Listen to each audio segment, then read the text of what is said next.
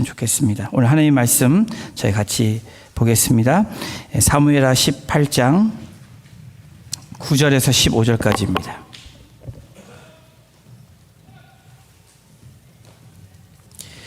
제가 갖고 있는 구약성경 493페이지입니다.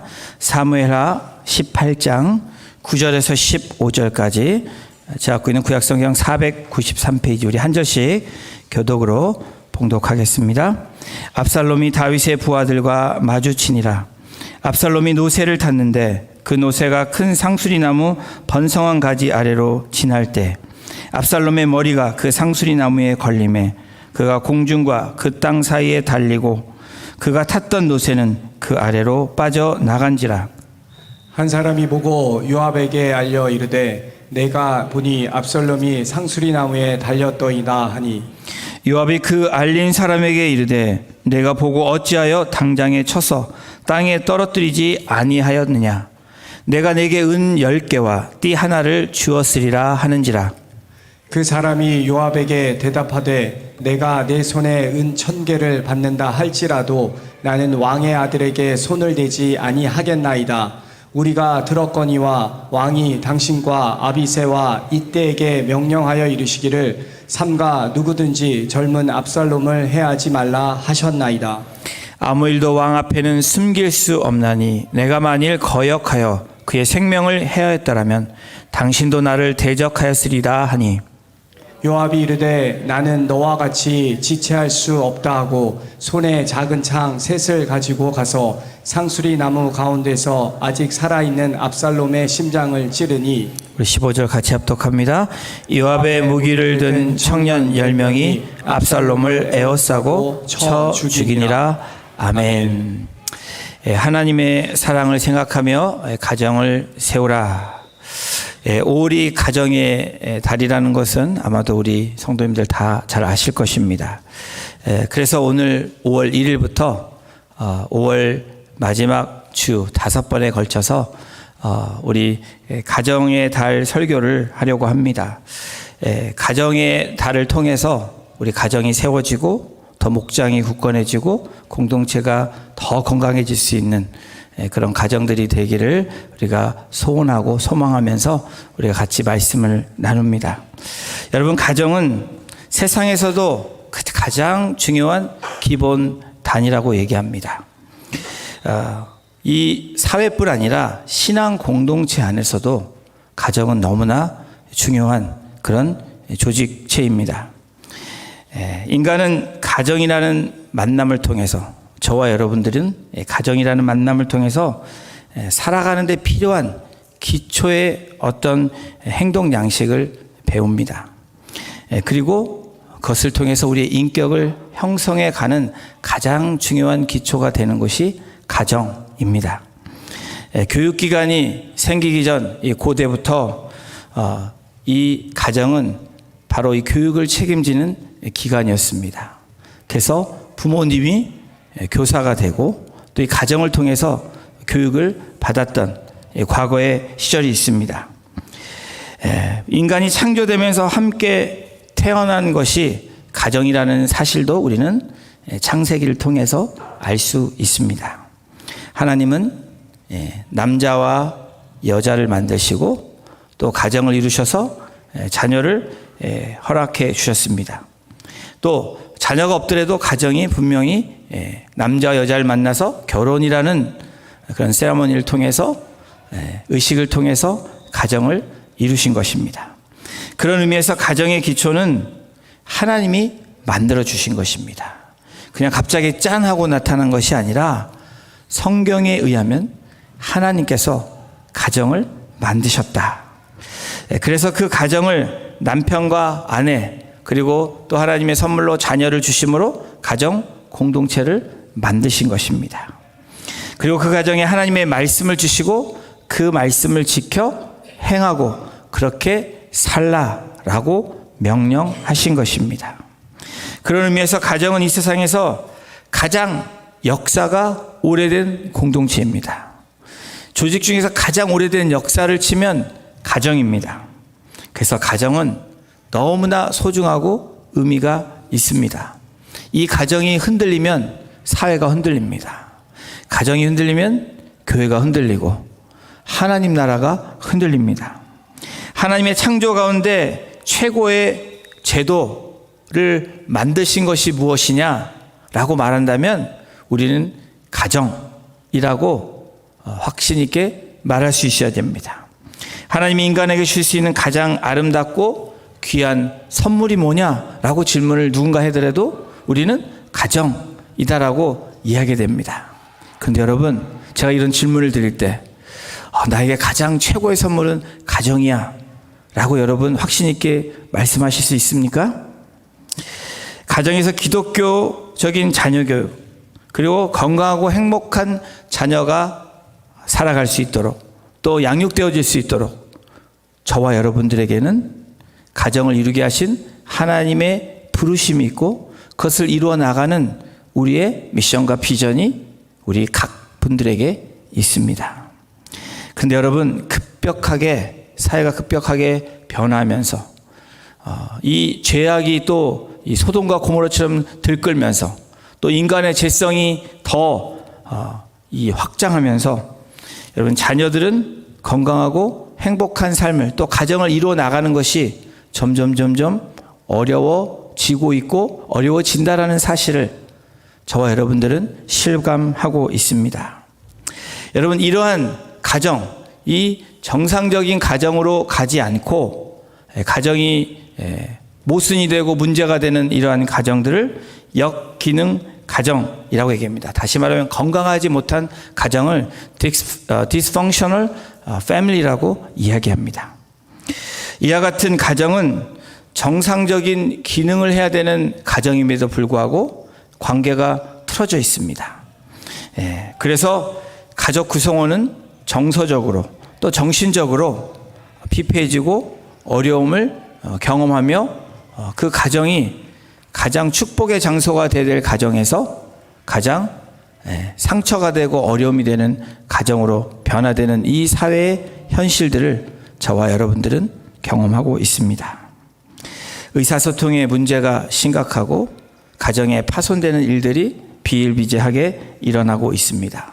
더 나아가서는 상처받고 정신적인 고통을 통해서 정신적인 병리 현상이 일어나는 현실이 21세기를 살아가고 있는, 또 우리 가정 가운데 일어날 수 있는 일들이라는 것을 우리는 인식해야 됩니다. 팀 슬레지라는 그리스도 안에서 정서적 치유 회복에 대한 메시지를 전하며 세미나를 하시는 이 분께서, 이 목사님이 역기능 가정의 7가지 특성들을 내놓았습니다. 역기능 가정의 7가지 특성, 첫 번째, 우리 함께 읽어볼까요? 시작.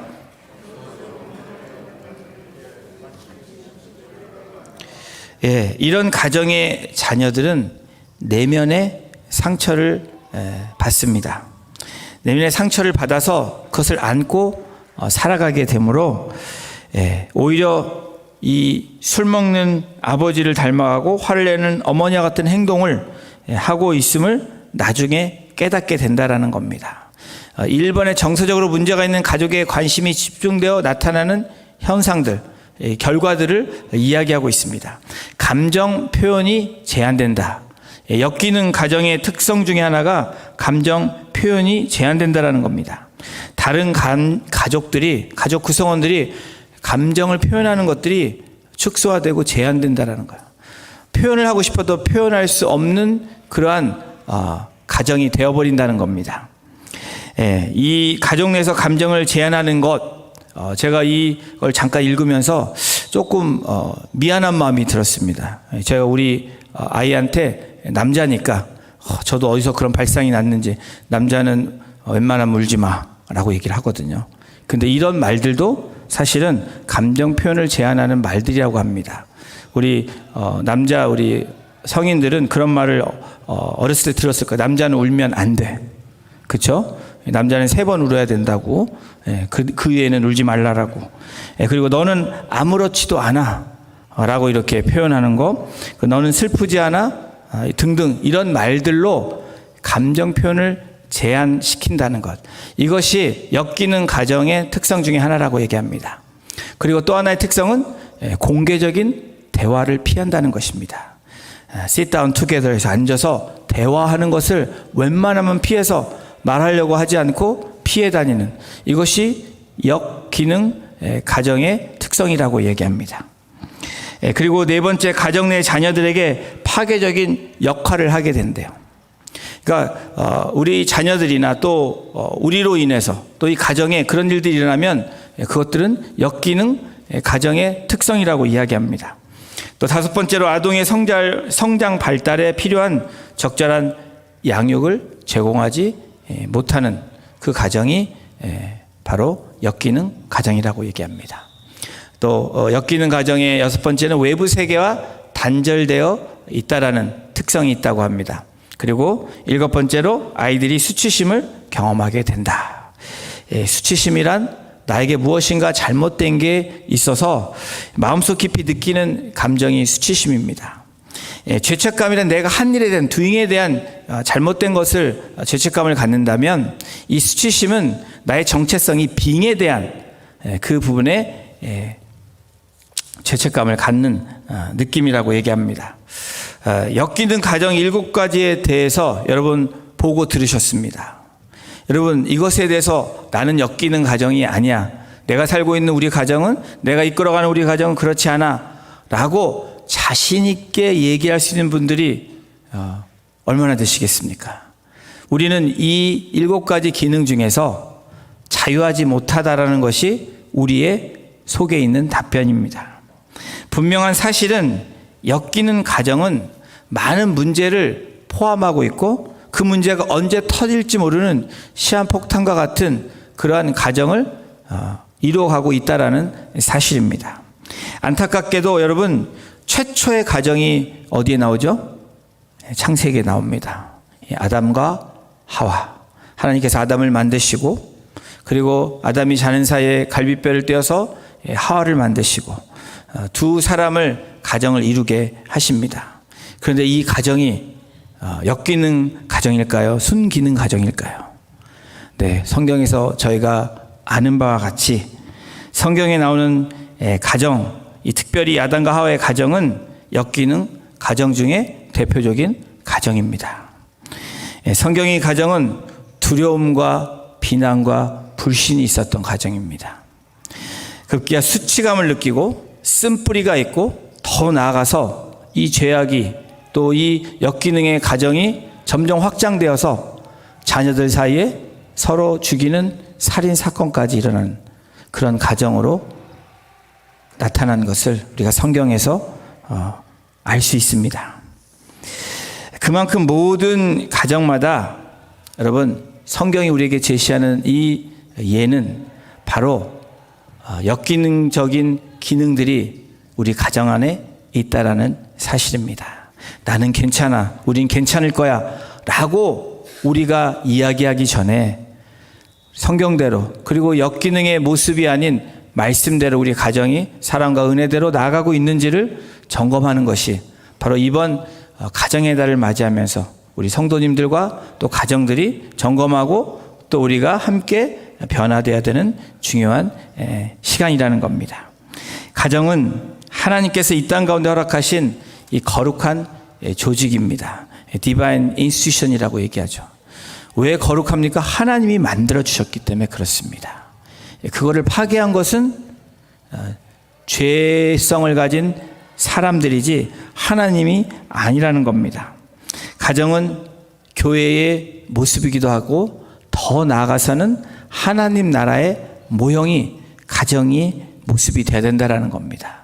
그래서 가정은 너무나 중요합니다. 우리 혼자 계신 분도 나는 혼자인데 가정이냐? 가정입니다. 또 우리 가정이 모여서 목장이 있기 때문에 여러분 한 분 한 분이 중요한 분들입니다. 여러분, 이 가정 안에 가장 중요한 분이 누구일까? 모든 구성원들이 중요합니다. 그러나 여러분, 이런 영향력은 위로부터 아래로 내려가는 거고, 물이 위로부터 아래로 흐르는 게 여러분 순환되는 것입니다. 네, 역순환이 뭡니까? 물이 거꾸로 가면 역순환이 되고, 그렇죠? 이 질서가 거꾸로 되면 역기능이 되는 것입니다. 여러분, 우리 성경 안에 또 가정을 이루기 위해서 가장 중요한 분들이 누구일까? 우리 가정 안에 있다면 제일 나이가 많으신 분일 겁니다.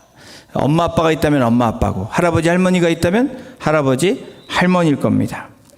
이 부모님의 사랑, 바로 이 부모님의 사랑을 통해서 하나님의 사랑을 표현하기를, 이 가정에서 표현하기를 하나님은 원하신 것입니다.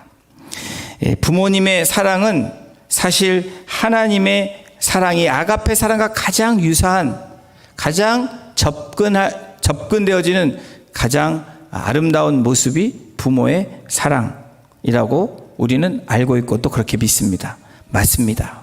요즘 하도 이상한 일들이 많이 일어나서 간혹 가다가 이상한 부모가 있고 이상한 자녀가 있는 것이 분명하지만, 일반적으로 얘기해서 가정은 이렇게 할아버지 할머니, 또 우리 아버지 엄마, 또 우리 자녀들 형제 자매, 이렇게 있는 기능들, 이 기능이 온전한 가정의 모습입니다. 하나님의 이 사랑의 그림자라고 이야기하는 이 가정, 그래서 정말 우리의 가정이 지금 어떤 모습일지라도 그 모습에서 그냥 거기서 머무는 것이 아니라, 오늘 가정의 달을 맞아요. 우리의 가정이 어떻게 변화될 것인가, 그것은 바로 저와 여러분들부터 시작돼야 된다는 겁니다. 왜 그렇습니까? 저 여러분들은 하나님께 예배하는 자이고, 하나님의 은혜를 경험하는 자고, 하나님의 사랑을 깨닫고 경험했던 자들이고 경험하고 있는 분들이기 때문에 그렇습니다. 여러분, 더 임파서블, 2012년에 나온 영화 더 임파서블에 나온 이 메린 벨론이라는 사람이 이런 대사를 했습니다. 우리 함께 읽어볼까요? 시작.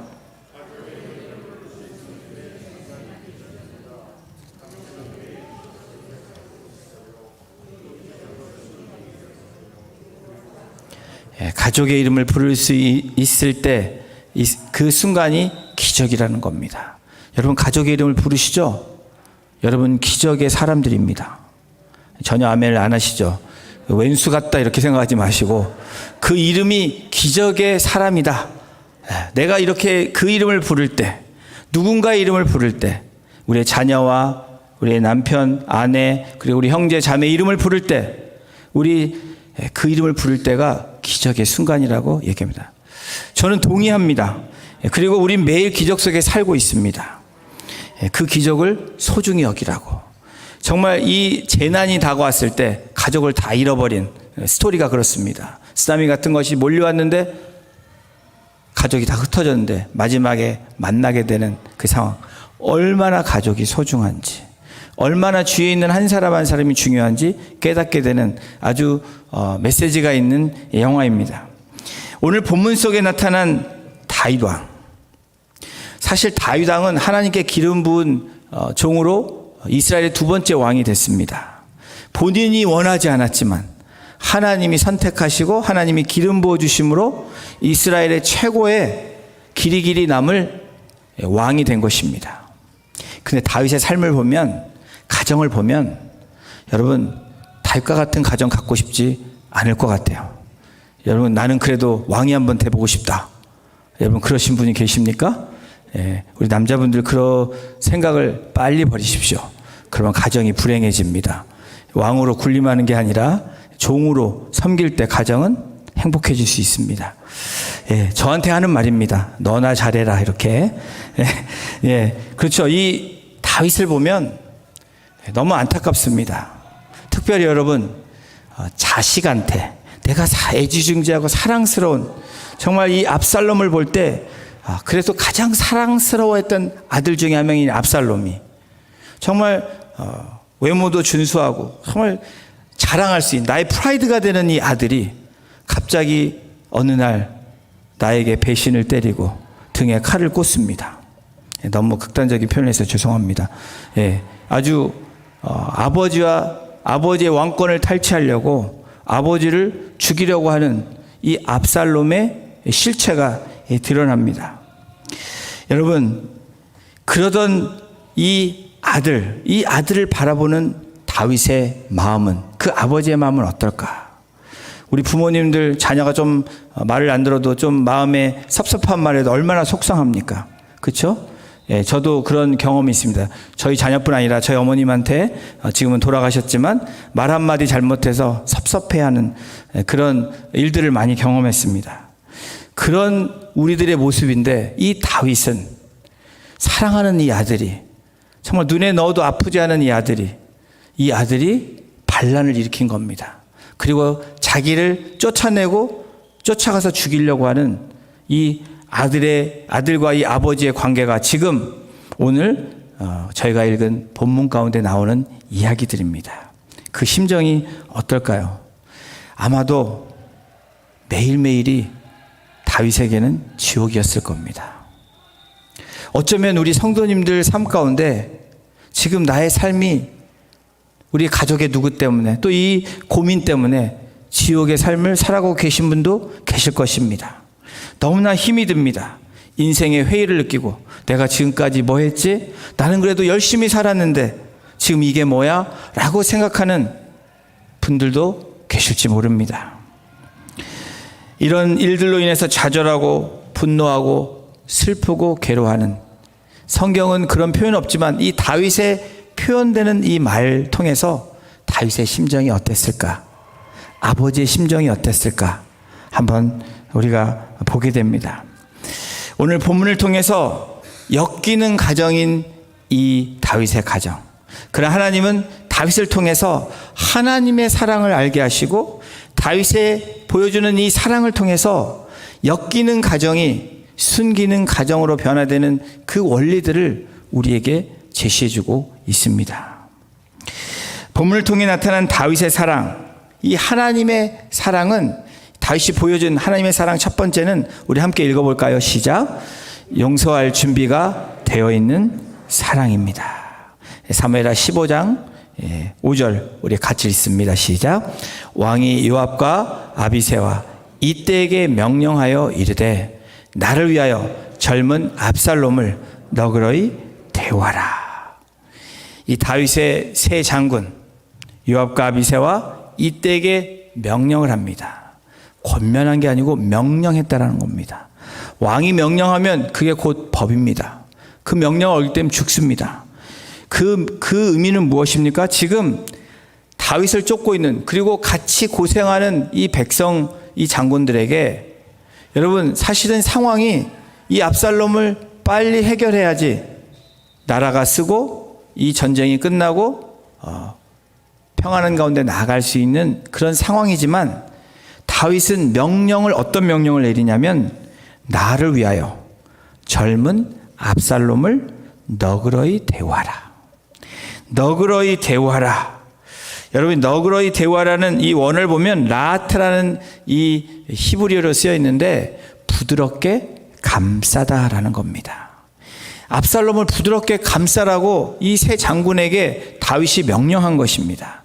다시 말하면 그래 처치해가 아니고 나를 봐서 너그럽게 감싸서 잘 살려서 잘 데리고 와라고 강하게 명령한 것입니다. 아들이지만 반역한 이스라엘을 그대로 두어서는 안 된 상황이지만 특별히 압살롬을 처리해야 정치적으로 그리고 이 군사적으로 안정이 되고 좋은 본보기가 될 수 있는 상황임에도 불구하고 다윗은 너그러이 대우하라 라고 명령을 하는 것입니다. 이것이 무엇입니까? 다윗은 이미 압살롬을 용서할 마음을 가지고 있었다라는 겁니다.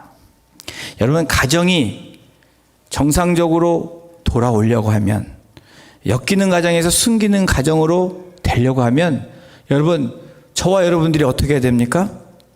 하나님의 그 사랑을 생각하며 용서한 마음을 가지고 준비해야 된다는 겁니다. 이 너그러운 마음, 품을 수 있는 마음, 그리고 용서할 수 있는 마음이 시작되어야 우리 가정은 역기능에서 정상적인 가정으로 트랜스포밍 된다라는 사실. 용서할 마음이 이미 다윗은 준비되어 있었습니다. 그래서 이렇게 명령을 내린 것입니다. 여러분 우리 가정 가운데, 형제자매 가운데, 또 우리 공동체 안에서 믿음의 형제자매 가운데 용서하지 못하는 그런 찌꺼기가 있다면 여러분 우리는 순기능을 추구하지만 역기능의 역사가 일어날 수 있는 충분한 잠재력이 있다는 것을 잊지 마시기 바랍니다. 바로 다윗은 부성의 그 사랑을, 하나님의 사랑을 대변하는 그런 모습을 보였지만 사실 여러분 압살롬은 그렇지 않았다라는 겁니다. 이 압살롬이 어떠한 대조적인 모습을 보이냐면 오늘 본문은 아니지만 이 사무엘하 17장에 보면 압살롬이 어떤 마음으로 되어 있는지 1절 2절에 나옵니다. 우리 함께 같이 읽어볼까요? 시작. 아히도벨이 또 압살롬에게 이르되 이제 내가 사람 12,000명을 택하게 하소서. 오늘 밤에 내가 일어나서 다윗의 둘을 추적하고 그가 고나고 힘이 빠졌을 때 기습하여 그를 무섭게 하면 그와 함께 있는 모든 백성이 도망하리니 내가 다윗 왕만 쳐 죽이고.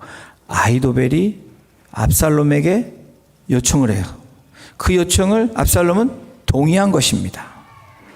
여러분, 아버지와 아들이 대조적이죠. 여러분, 이 모습은 바로 하나님과 우리들의 관계이기도 합니다. 하나님 우리를 끊임없이 용서하시는데 우리는 끊임없이 반역하는 우리들의 모습. 그럼에도 불구하고 하나님은 우리를 끝까지 사랑하시며 죽기까지 사랑하신 그 사랑을 보여주신 것입니다. 다시 말하면 용서하기로 no matter what, 용서하기로 작정하시고 마음을 그렇게 잡으시고 우리를 대하고 계시다는 겁니다. 바로 이 다윗의 모습은 하나님의 더 극대화된 하나님의 사랑과 하나님의 용서의 모습이기도 합니다. 본절에서 또 다윗은 이 압살롬을 보면 이 소년이라고 표현합니다. 이 압살롬의 나이가 소년의 나이가 아닙니다. 그런데 소년 압살롬이라고 성경은 기록하고 다윗이 그렇게 부르고 있는 이유는 이 압살롬을 정치적인 반란자, 군사를 일으켜서 쿠데타를 일으키는 그런 나쁜 사람이 아닌 여러분 바로 어린 아직도 미숙한 그런 아들로 보고 있습니다. 이 소년에 해당하는 히브리 나르라는 이 단어는 미성숙하다라는 뜻입니다. 그래서 여러분 우리가 어떤 일을 볼 때 우리 가정에서 잘 안 되죠. 감정이 막 오르면 이성이 막 무너집니다. 신앙이 있어도 감정이 막 커지면 신앙으로 예수 이름으로 나가면 이길 수 있지만 감정이 극대화되면 여러분 어떻습니까? 신앙도 온데간데 없어지는 우리들의 모습을 가정 가운데 보게 되죠. 전혀 동의가 안 되시나 봐요. 여러분들 이렇게 두 얼굴을 갖고 이렇게 앉아 계시면 안 됩니다. 제가 그런 사람이에요. 여기서는 나이스한데 애들한테는 때로는 두 얼굴을 표현을 합니다. 그게 정말 과연 옳을 것일까? 많이 참아요. 참고 얘기하지만 근데 그래도 그걸 잘하는 것일까? 근데 오늘 성경에 보니까 잘하는 것이 아니라는 것을 알게 됩니다. 이것이 성경적인 거라는 겁니다. 하나님의 사랑은 용서할 준비가 되어 있는 사랑이다라고 오늘 본문을 통해서 우리에게 제시합니다. 그리고 하나님의 사랑은 두 번째로 뭡니까? 자녀를 찾으시는 사랑. 야, 그래, 네 맘대로 해. 나 알 바 모르겠다. 이게 아니고 그 나쁜 길을 걸어가고 있는, 그리고 이거는 하면 안 되는 일이고 하나님의 뜻에 합당하지 않은, 의롭지 않은 일임에도 불구하고 그렇게 하는 아들 보는 이 다윗. 근데 다윗은 자녀를 찾고 있었습니다. 우리 사무엘하 18장 33절 우리 함께 같이 읽습니다. 시작. 왕의 마음이 심히 아파 문 위층으로 올라가서 우니라. 그가 올라갈 때 말하기를 내 아들 압살롬아, 내 아들 압살롬아. 왕의 마음이 너무 심히 아픕니다. 이 아픔은 그냥 죽었다는 소식이 들려서 마음이 아파가 아니고 그때부터 아들을 찾고 있었던, 그러나 이 아들이 끝내 돌아오지 않으므로 마지막에 죽음으로 돌아온 이 아들을 보며 가슴 아파하는, 그러나 다윗의 모습은, 우리 하나님의 모습은, 우리 주님의 모습은 여전히 자녀를 찾고 계시고 찾으시고 다가가신다는 겁니다. 왕의 마음이 심히 아파, 여기서 마음이 심히 아파에 해당하는 이 라가스라는 이 원어의 뜻은 이 떨다, 전율이 느끼다 라는 겁니다. 여러분 언제 떱니까? 여러분들? 그리고 언제 전율이 옵니까? 이 의미가 바로 이 다윗이 가졌던 마음입니다. 너무 가슴이 아프고 두렵고 떨림이 있었을 거예요. 자녀를 떠나보내는, 나 때문이라고 생각하는, 내가 좀 더 찾고 더 해야 되는 그런 다윗의 마음을 볼 수 있습니다. 전율을 느끼는 다윗의 모습. 여러분, 위층으로 올라가서 우니라. 다윗 왕이 웁니다. 여러분, 남자가 운다. 예, 이 남자가 나이가 들면서 여성 호르몬이 이렇게 생기면서 잘 우는 남편들도 있지만, 대체적으로 남자들이 그런 생리적인 거 말고는 그냥 우는 경우가 많이 없습니다. 특별히 여러분 어렸을 때 아버지가 우는 거 잘 많이 못 보셨을 거예요. 왜냐하면 남자는 울지 말아야 되고 가장이고 잘 지켜야 된다, 이 의식이 많이 있고, 더 내가 잘 세워져야지 우리 가정이 세워진다, 이런 마음들이 있습니다. 남자가 운다, 아버지가 운다. 이것은 엄청난 충격을 받지 않으면 그렇게 울지 못하는 모습입니다. 심장을 도려내는 듯한 그 슬픔이 다윗의 마음에 차 있는 것입니다. 여러분, 이 아버지의 마음, 이 다윗의 마음, 압살롬을 향한 이 다윗의 마음, 그러면서 내 아들 압살롬아, 내 아들 압살롬아, 그렇게 외치는 다윗의 모습이 오늘 십자가에서 우리를 보시며 나의 아들이라고 딸들이라고 부르시는 그 주님의 음성과 같지 않습니까? 여러분, 이 구절을 보면서 이 탕자의 비유가 생각이 났습니다. 그래서 누가복음 15장 20절에 보니까 이렇게 성경이 기록되어 있습니다. 이에 일어나서 아버지께로 돌아가니라. 아직도 거리가 먼데 아버지가 그를 보고 치근히 여겨 달려가 목을 안고 입을 맞추니. 아직 오려면 거리가 있는데도 아버지가 참지 못하고 찾아 나서는 아버지의 모습이 있습니다. 이 아버지의 모습이 우리 가정에서 회복돼야 되고 우리 공동체에서 회복돼야 됩니다. 이것이 하나님의 사랑이고 하나님의 사랑을 경험한 사람들의 반응이 되어야 됩니다. 그러면서 22절에 보면 아버지는 종들에게 이르되 제일 좋은 옷을 내어다가 입히고 손에 가락지를 끼우고 발에 신을 신기라. 여러분, 하나님 아버지, 우리의 아버지가 저와 여러분들에게 이렇게 해주셨습니다. 오늘 그 은혜를 갖고 사랑을 갖고 우리는 이 자리에 모였습니다. 그리고 우리는 가정으로 돌아가서 그 일들을 실천해야 됩니다. 제가 이렇게 말씀을 선포하면서 정말 두렵고 떨리는 거는 여러분들은 모를 수 있지만 저랑 가까이 사는 와이프가 알 것이고 우리의 자녀들이 입만 뻥끗하면 가식덩어리가 될 수 있는 그러한 전율과 떨림이 저에게 있습니다.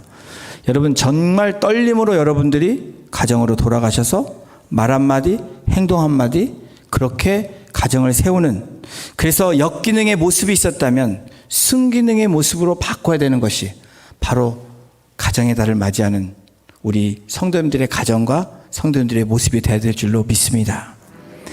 여러분, 하나님의 사랑은 용서할 준비가 되어 있는 사랑입니다.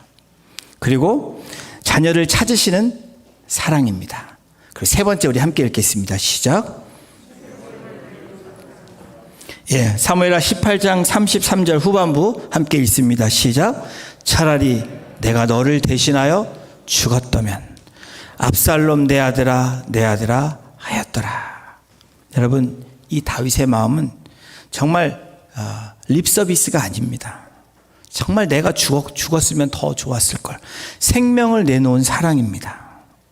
바로 이 사랑은 우리가 너무나 잘 아는 바로 십자가의 사랑, 하나님의 극치에 극에 달한 가장 최고의 사랑이 십자가의 사랑이지 않습니까? 그 십자가는 용서할 준비가 되어 있는 사랑입니다.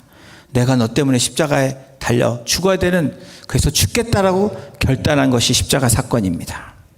그리고 거기에서도 죄인들을 위해서 저들이 하는 것을 아무것도 알지 못한다고, 저들을 용서해달라고 여전히 자녀를 찾으시는 그 주님의 사랑이 십자가의 사건입니다. 그리고 생명을 내놓음으로 십자가에 돌아가신 사건이 바로 우리가 알고 있는 예수 그리스도의 십자가의 사건입니다. 차라리 내가 너를 대신하여 죽었다면. 여러분, 다윗은 죽지 못했습니다. 그런데 우리 주님은 우리를 위해서 돌아가셨습니다. 그리고 부활하셔서 3일 만에 부활의 첫 열매가 되셔서 오늘 저와 여러분들에게 소망으로 생명으로 우리를 만나 주십니다. 여러분, 하나님이 세우신 우리의 가정, 저와 여러분들이 회개함으로 나가야 됩니다. 제가 먼저 그래야 됩니다. 그리고 여기 계신 우리 아버지 어머니들이, 할머니 할아버지들이 이제까지 역기능의 가정의 모습이 있었다면 회개함으로 또 주님 앞에 그 십자가 앞에 엎드려짐으로 순기능의 역할로 나아가는 우리 성도님들 한 분 한 분 되시기를 주님의 이름으로 축원합니다. 네, 우리 같이 이 시간 찬양 드리겠습니다. 다윗은 아들 압살롬이 죽었다는 소식을 듣고 내 아들 압살롬, 내 아들 압살롬아, 내가 너를 대신하여 죽었다면 압살롬 내 아들하고 슬피 울었다라고 성경은 기록하고 있습니다. 여러분, 우리의 가정이 세워지기 위해서 저와 여러분들이 잊지 말아야 되는 것은 하나님의 사랑입니다. 그 하나님의 사랑, 거저받은 사랑으로 우리 가정에 그대로 적용하고 그렇게 살아내야 됩니다. 오늘 좀 실패하더라도 좌절하지 마십시오. 실수하더라도 낭망하지 마십시오. 주님의 그 사랑만 기억한다면, 주님의 은혜만 우리가 붙잡으면, 그래서 용서할 준비가 되어 있는 사랑으로 나아간다면, 자녀를 찾으시는 하나님의 사랑처럼 우리의 자녀와 우리의 가정의 구성원들을 찾는 그런 모습으로 나아간다면, 그리고 생명을 내놓으며 주님 앞에 부르짖는 간절한 그 간구의 기도가 생명을 내놓는 가정을 위한 부르짖음이 있다면, 여러분, 때가 참에 하나님께서 우리를 변화시켜 주심으로 우리의 가정이 엮이는 가정에서 숨기는 가정으로 변화되는 놀라운 역사를 경험하게 될 것입니다. 오늘 이 찬양을 우리 함께 고백하면서 주님의 사랑을 다시 한번 찬양하고 주님께 나가기를 원합니다.